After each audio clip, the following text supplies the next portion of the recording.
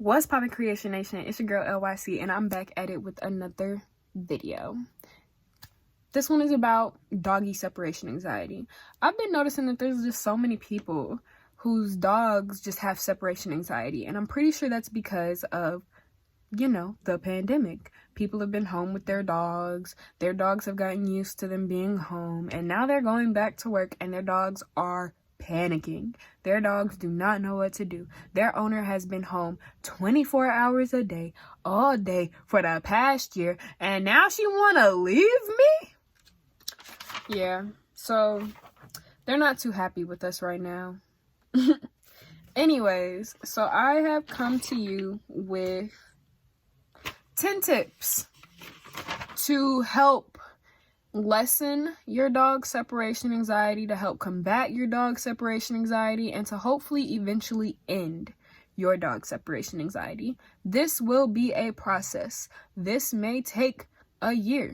This may take a while. This is not going to happen overnight. And the reason being is because dogs cannot communicate with us. They don't understand English. They do not understand us. There is an entire language barrier due to us being two different species. So it's going to take a while for your dog to get over this separation anxiety. Do not think that this is going to happen overnight. And if you are here with the intentions of curing your dog's separation anxiety overnight, I want you to understand that this is not the video for you. It's not going to happen. Even the best of the best dog trainers say that it's not going to happen. It's a process.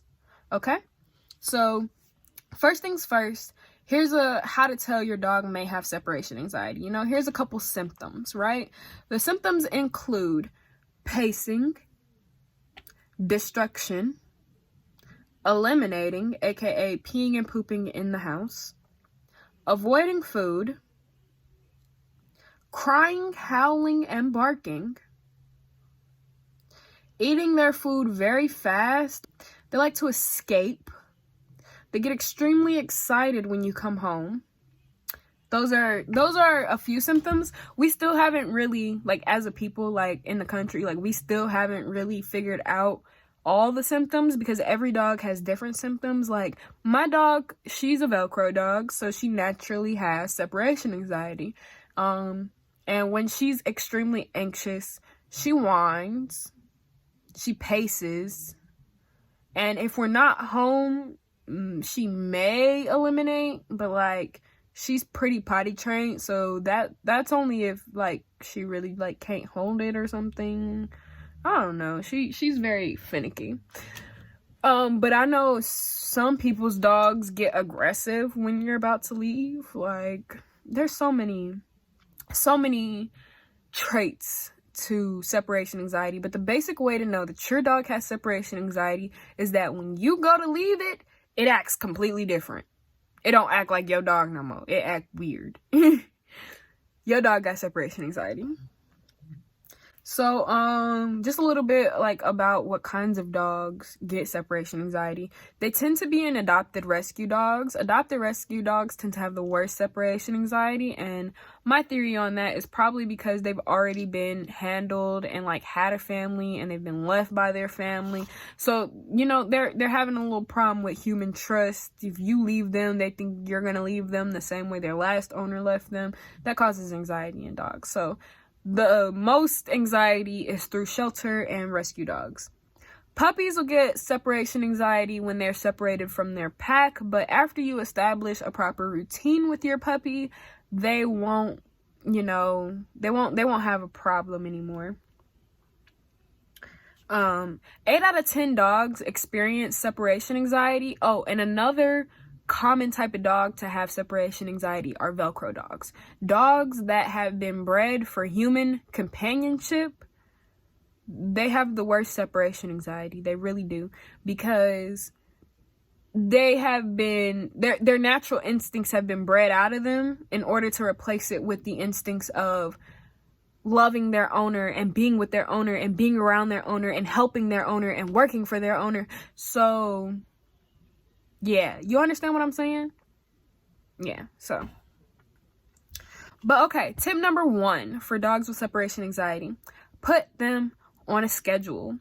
That means at 7:30 we go out for our first potty break, and this is actually my dog's schedule. At 7:30 in the morning we go out for our first potty break.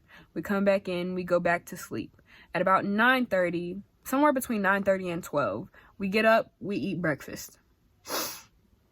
She eats her food, we eat our food. Somewhere between 10:30 and 1, she goes back out to the bathroom. She goes for her second, pee or whatever. And then at 6 o'clock, she goes for her walk. And at 6:30, she eats her dinner. And at about 8 o'clock, she goes out again for another bathroom break. And at 9:30, 10, she might get like a treat or some kind of like I might throw her a banana, something for dessert, And then about 11:30, 12, she goes out one more time for her final bathroom break. And then by 12:30, we're winding down. Like, either we're on the couch chilling and everybody's laying down, we're watching movies or playing games, or we're in the bed laying down and she's on her bed laying down. So she has a schedule. This schedule is going to give your dog something to work forward to. Something to look forward to. It's going to give them a more security. They're going to feel like, okay, I know that at this time she's coming back. She has to, because she comes back at this time every day. Number 2, place training. I don't place train my dog. I tell my dog to go away. I make my dog go away. I taught her the word move. And anytime she is being very Velcro, I make her move. I make her go somewhere, anywhere that is not next to me. But some people equate this to place training, like telling your dog to sit on their bed and stay and making them stay there. I don't really believe in... I personally do not believe in doing anything to my animal that I would not want done to me. Okay? That means I wouldn't want nobody to tell me that I gotta sit on my bed and stay there until they feel like it. But I don't mind when people tell me that I'm in their space and I need to move. You see? So I personally tell my dog to move. I tell her to go away. I make her leave me alone. I make her go focus on something different. So like, she might go focus on her toys after that, but she's no longer focused on me. Number 3, mental stimulation. Games, puzzles, Kong bones, anything to mentally stimulate them. Anything. Anything to get their mind off of you and on something else. You need it. I used to put dog food in a water bottle and let her take the top off. But once she learned how to take the top off, she was like, this is boring. And she started tearing up the plastic. So we don't do that anymore. But if you have a dog that isn't like a pit bull, it'll still work for them. I do this with a durable water bottle, like a smart water bottle, something very, very durable, not no cheap plastic flimsy water bottle. And I would put the food in it and I would screw the cap on, maybe even poke some holes in it so that they can smell the food through it, and let them go to town trying to figure out how to get that cap off. Trust me, they can. My dog has gotten the cap off of several water bottles. And once she got tired of doing that, she was like, screw it, I'm gonna chew through the side because this is boring. She's very smart. Number 4, leave home without your dog. You go for walks, you go for the park, maybe you take them to the store with you, maybe your dog goes everywhere with you. You gotta stop, babe.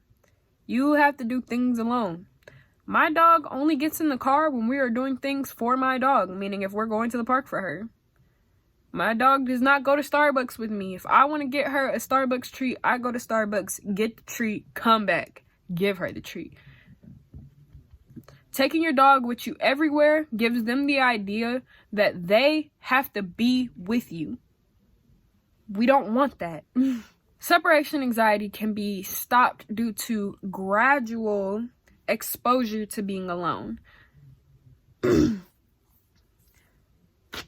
So that's what we're trying to do here, y'all. Number 5, do not give your dog any attention when it barks and when it whines. When my dog whines, like none, no negative, no positive. There are, I want to say in my 10 tips about depression video, you see me doing that there. You literally see me. I had to stop and I had to tell y'all, like, hey, I'm sorry if y'all hear her crying, but she's doing it for attention. I cannot keep talking to her. I cannot keep telling her no, and I cannot keep checking on her. That was what I was doing. Do not tell your dog no. Do not go look at your dog. Nothing. If it's in there barking, crying, and acting a fool, okay, do anything but interact with it. The only interaction I would say is necessary is, like, say your dog's crate is in the living room and you're all in the living room and it's barking, crying, and acting crazy. Move the crate into another room, close the door, and let your dog proceed. That is the only interaction allowed. You do not cuddle your dog when they're in that state. You do not hold your dog when they're in that state. You do not pet your dog when they're in that state, because that is validation to them. They are validated by that. They feel like that means they did something right, and they did not. They did not do anything good. And yelling at them and telling them no, shoot, they don't care. You interacting with them. So don't do that either, because all of these things are not the move. They're not the move. Y'all don't want dogs with separation anxiety. You gotta stop enabling the anxiety.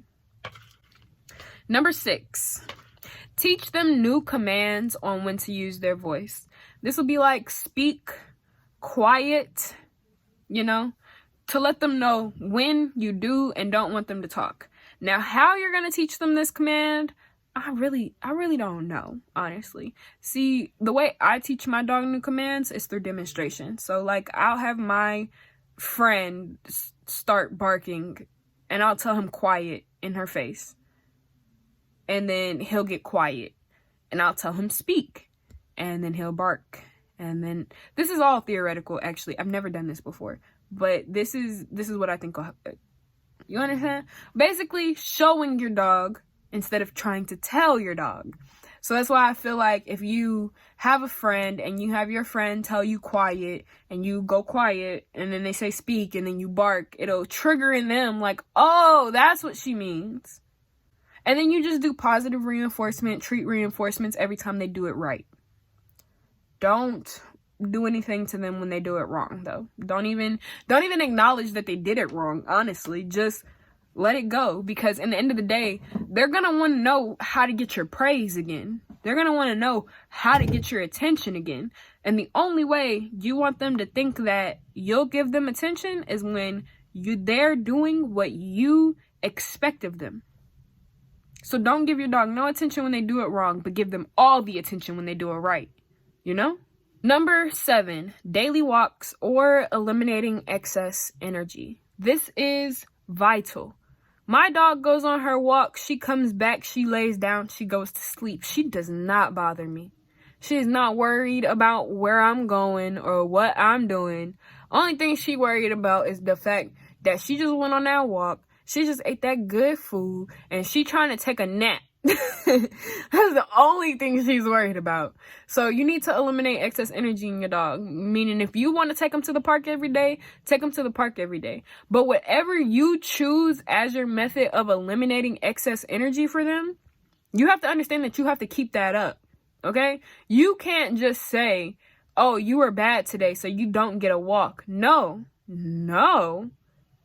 That is a part of their routine. They always get that walk. But I was going to take you to the dog park today instead of your walk. I'm not doing that anymore. You're just going on your walk, Like, don't take your method of eliminating their energy away end result to them being bad, because they don't even understand. They really don't. All they know is you didn't take them on a walk today. That's all they know. They're not equating the fact that they pooped and peed in the house with, oh, I can't go on a walk. So just don't do that. If you say you're going to get a daily walk, you maintain that daily walk. And that daily walk happens every day. Number 8, crate training. I don't necessarily believe in crate training. Why? Because the only reason I use my crate is for disciplinary purposes, meaning if she poops and pees in the house, she loses her freedom. She cannot walk around the house anymore. No, get in your cage. Get in your crate. Her crate doesn't have nothing fancy in it. It's just a crate. But you can use crate training in the sense of making it a very comfortable place. You could put pillows, toys, all kinds of things inside of it. And basically make that a safe space for them, so that they feel like that's a place they can go when they feel anxious.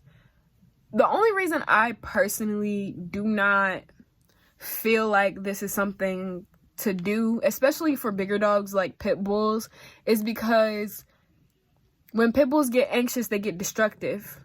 So you've put all your time and energy into this very nice crate setup, and your pit bull has ripped the head off every stuffed animal and pulled all the stuffing out the bed. And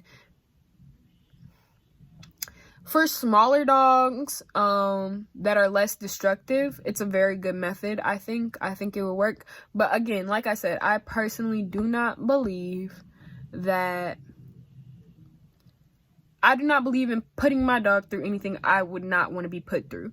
So, I mean, if I break the law, I have to go to jail and I get put in a crate. So, she broke the law of the house, which is don't poop and pee on my floor. That's the only law. Don't poop and pee on my floor. She broke that law. She go in her cage. So, yeah.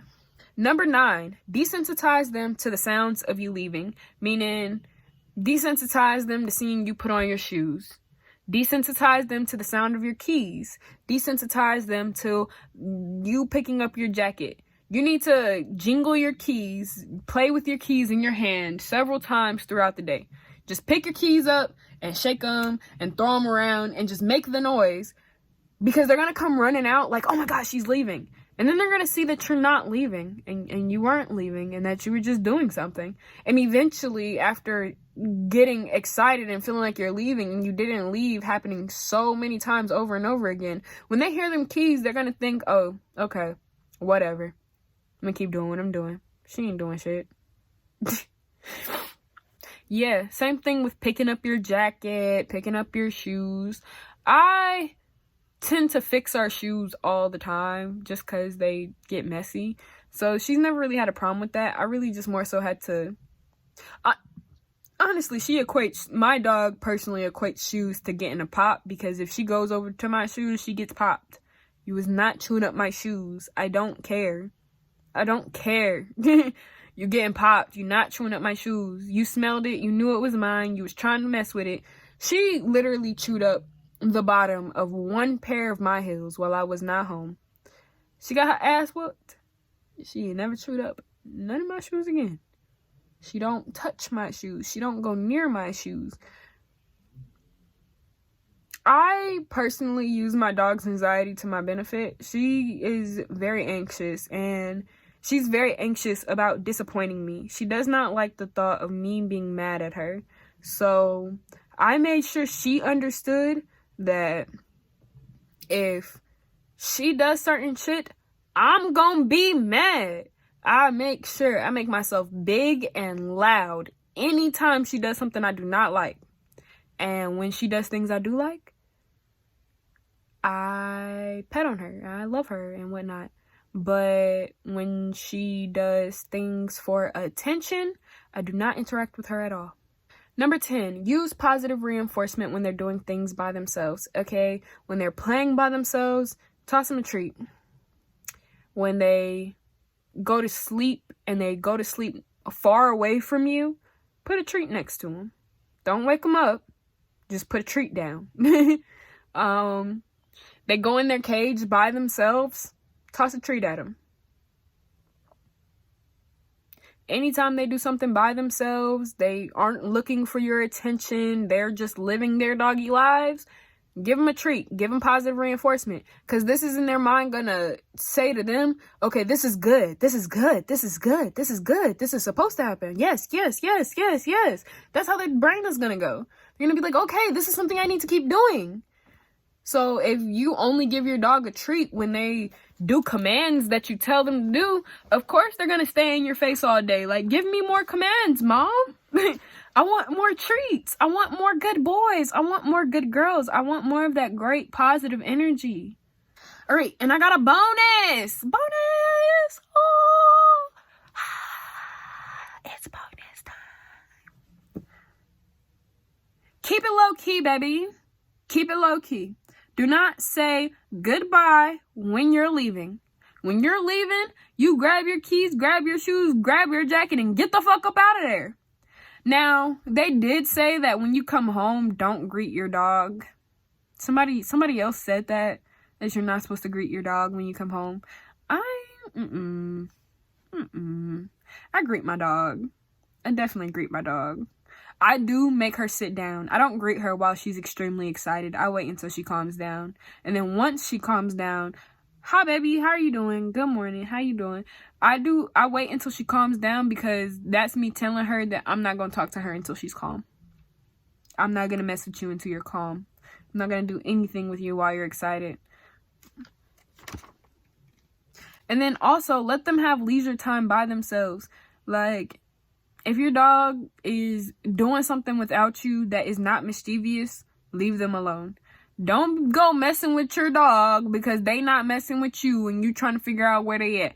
That's how you further develop the anxiety. No, they walked off and went into the other room and laid down. Leave them alone. Leave them alone. Your dog needs leisure time by itself the same way you need leisure time by yourself. And that's the only way you're going to combat these anxieties, unfortunately. So that's it for this video. Those are my 10 tips for combating separation anxiety in dogs. I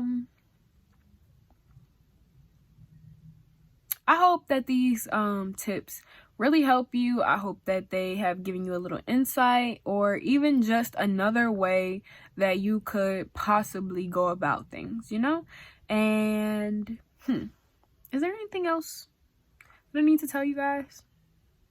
I don't think so. I think that's all for this episode of I don't even know. That's all for this episode of Doggy Health Tips. I'm gonna catch you guys in the next one. Please do not forget to, I did this wrong last time. Please do not forget to subscribe or click the videos over here, and don't forget to click the engagement buttons down here. Those really help me. I had something in my eye, and I will see you in the next one. Bye, Creation Nation.